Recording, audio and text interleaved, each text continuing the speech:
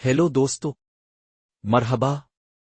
آپ کا استقبال ہے ادبی ستان میں، جہاں ہم ایک نئی اور دلچسپ کہانی کے ساتھ حاضر ہیں۔ آج کی کہانی ایک پراسرار کیس کے گرد گھومتی ہے، ایک ذہین نوجوان خاتون کے چچا کی عجیب و غریب وصیت، جس میں اس نے اپنی تمام دولت اور زمینوں کو ایک خاص امتحان کے تحت تقسیم کرنے کا فیصلہ کیا تھا۔ کیا آپ جاننا چاہیں گے کہ آخر یہ آزمائش کیا تھی؟ تو چلیں شروع کرتے ہیں اینڈریو مارش کی پراسرار وصیت کے اس دلچسپ راز کو سمجھنے کے سفر کو۔ ویڈیو کا آغاز کرتے ہیں۔ مس وائلٹ مارش کا مسئلہ ہمارے عام معمولی کام سے قدرے مختلف تھا۔ پوارٹ کو ایک پرجوش اور کاروباری نوٹ ملا جس میں خاتون نے ملاقات کے لیے درخواست دی تھی، اور اس نے جواب دیا کہ اگلے دن 11 بجے ان کے یہاں آنے کو کہا۔ وہ وقت پر پہنچی، ایک لمبی خوبصورت نوجوان عورت، سادہ مگر صاف ستھری لباس میں ملبوس، یقیناً ایک ایسی عورت جو دنیا میں آگے بڑھنا چاہتی تھی۔ مجھے سوسائٹی کی نیو ویمن سے کوئی خاص پسند نہیں ہے، اور اس کی خوبصورتی کے باوجود میں اس کے حق میں خاص طور پر متاثر نہیں تھا۔ میری بات کچھ خاص نوعیت کی ہے میم پوارٹ، اس نے کہا جب اس نے کرسی پر بیٹھنے کے بعد آغاز کیا۔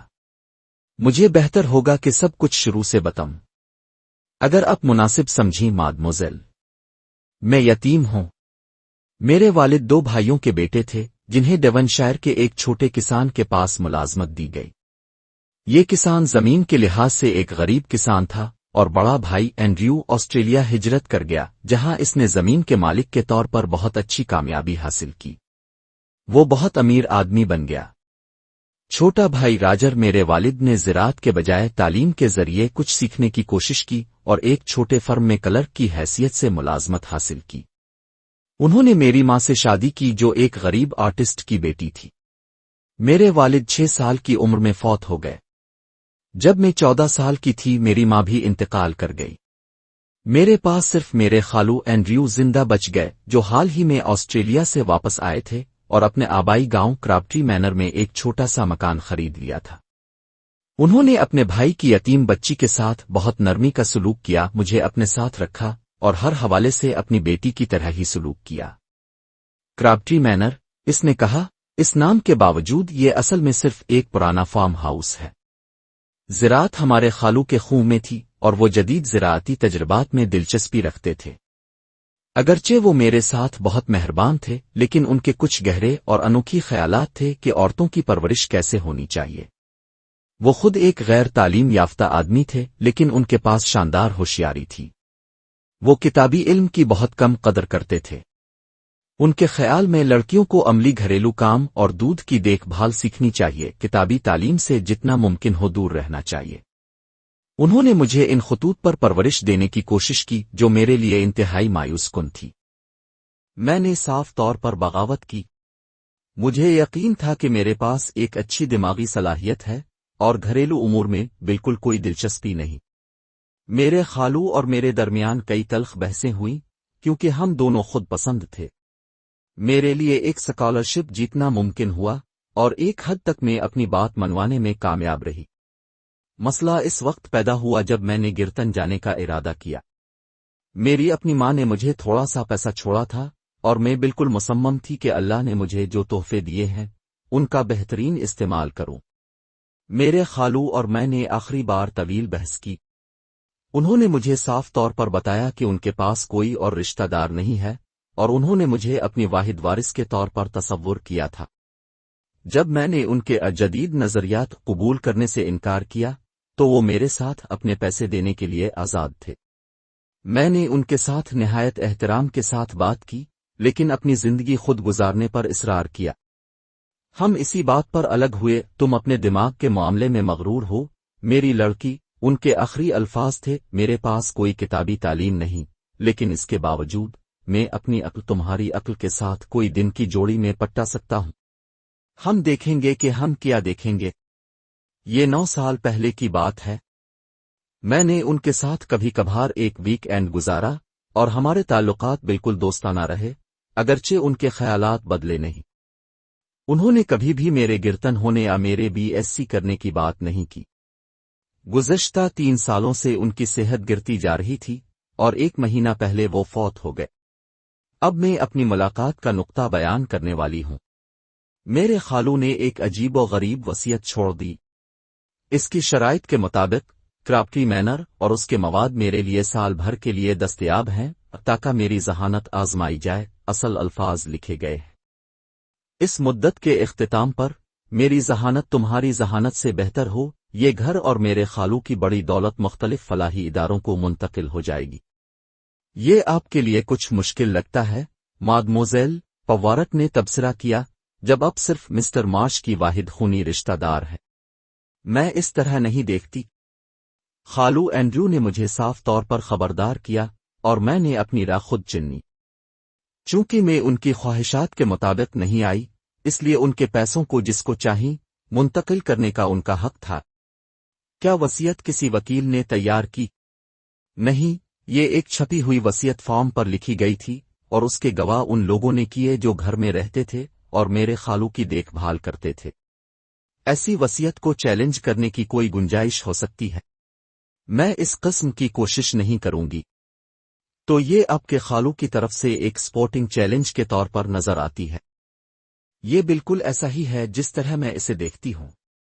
یہ ایسی تشریح ہے یقیناً، پوارٹ نے سوچتے ہوئے کہا۔ کہیں اس پراگندہ پرانی مینر ہاؤس میں اب کے خالو نے تو نقد رقم کے نوٹوں کا ذخیرہ چھپا رکھا ہے، شاید ایک دوسرا وصیت چھپا رکھا ہے، اور آپ کو اسے تلاش کرنے کے لیے 1 سال دیا ہے تاکہ آپ اپنی تخلیقی ذہانت کا استعمال کریں۔ بالکل میم پوارٹ، اور میں نے آپ کی ذہانت کا اعتراف کیا ہے کہ آپ کی ذہانت میری سے کہیں بہتر ہوگی۔ لیکن یہ آپ کے لیے بہت خوبصورت ہے۔ میرے سرخ خلیے آپ کے لیے دستیاب ہیں۔ آپ نے خود کوئی تلاش نہیں کی، صرف ایک سطحی تلاش کی، لیکن میں اپنے خالو کی ناقابل شکست صلاحیتوں کے لیے بہت زیادہ احترام رکھتی ہوں کہ اس کام کو آسان نہیں سمجھا جائے۔ کیا آپ کے پاس وصیت اس کی کاپی آپ کے ساتھ ہے؟ مس مارش نے دستاویز ہماری طرف بڑھائی۔ پوارٹ نے اسے پڑھا، سر ہلایا۔ یہ 3 سال پہلے کی گئی ہے، 25 مارچ، اور اس وقت بھی دیا گیا ہے۔ یہ بہت ہی تجویز کرنے والی بات ہے۔ یہ تلاش کے میدان کو محدود کرتی ہے۔ بالکل مادموزیل، یہ ایک خوبصورت اور تخلیقی مسئلہ ہے جو آپ نے میرے سامنے رکھا ہے۔ میں اس کو حل کرنے کے لیے پوری خوشی سے عمل کروں گا، یہ فرض کرتے ہوئے کہ آپ کے خالو ایک قابل انسان تھے، ان کے سرخ خلیے میرے جیسے ہی نہیں ہو سکتے۔ میں بہت حیران ہوں کہ پرانا اینڈریو مارش کیا سوچتا۔ پوارٹ کرسی پر پیچھے کو جھکتے ہوئے، ایک مطمئن مسکراہٹ اس کے چہرے پر تھی۔ مجھے پرانا آدمی کی ذہانت پر ایک قسم کی تعریف محسوس ہوئی، حالانکہ میں حیرت انگیز طور پر پوارٹ کی ذہانت میں اس بات کو حل کرنے میں کامیاب رہا۔ مس مارش اب پرسکون اور مطمئن لگ رہی تھیں، خاموشی سے اعتماد سے بولیں، شکریہ میم پوارٹ۔ اپنے واقعی دکھایا کہ تعلیم اور ذہانت محض ضد اور روایت سے کہیں زیادہ طاقتور ہے۔ آنکھیں بند کر کے سوچنا، میرے چچا نے ہمیشہ بے قدری کی۔ یہ ایک چیلنج تھا میڈمسل، پوارٹ نے کہا سوچتے ہوئے، سر ہلاتے ہوئے۔ آپ کے چچا کی ایک شاندار ذہانت تھی، لیکن اس کی شان و شوکت نے اسے دھوکا دیا۔ اس کی خواہش تھی کہ آپ کی وسائل آزمائش کرے، جس کا انجام اس کے لیے بدقسمت ثابت ہوا۔ اور اب کیا ہوگا؟ مس مارش نے پوچھا، اس کی آواز مستحکم تھی۔ وصیت صحیح ہوگی، پوارٹ نے اسے یقین دلایا۔ آپ کے چچا کی نیت واضح تھی اور ضروری قانونی اقدامات عمل میں آئیں گے۔ کرابٹری مینر ساتھ ہی ایک بڑا دولت اب کا ہے۔ مس مارش نے دھیمے سے مسکرا دیا، لیکن اس کی آنکھوں میں ایک عزم نظر آیا۔ میں اس کے وراثت کو عزت دوں گی میم پوارٹ۔ جبکہ میں مستقبل کی طرف بڑھ رہی ہوں، میں ہمیشہ اپنے چچا کی محبت اور چیلنجوں کے سبق یاد رکھوں گی۔ پوارٹ اٹھا اپنی شاندار کوٹ کو درست کرتے ہوئے، اور یوں ایک اور معمہ حل ہو گیا۔ ہسٹنگز میرے دوست، کیا ہم لندن واپس چلیں؟ ہمیں ہمیشہ مزید پہیلیاں درکار ہوتی ہیں۔ ہم نے مس مارش کو الوداع کہا اور کرابٹری مینر کو چھوڑ دیا۔ اینڈریو مارش کے آخری امتحان کا راز ہمیشہ ہمارے ذہنوں میں نقش ہو گیا۔ جب ہم تاریک آسمان تلے واپس آ رہے تھے، میں حیرت انگیز طور پر اس بات پر غور کر رہا تھا کہ آخر میں یہ دانشورانہ اور ذہانت کی طاقت تھی جو غالب آئی۔ تو دوستوں، یہ تھی آج کی دلچسپ کہانی۔ کیا آپ کو اینڈریو مارش کی وصیت کے راز میں دلچسپی ہوئی؟ ہمیں کمنٹس میں ضرور بتائیں کہ آپ کی رائے کیا ہے۔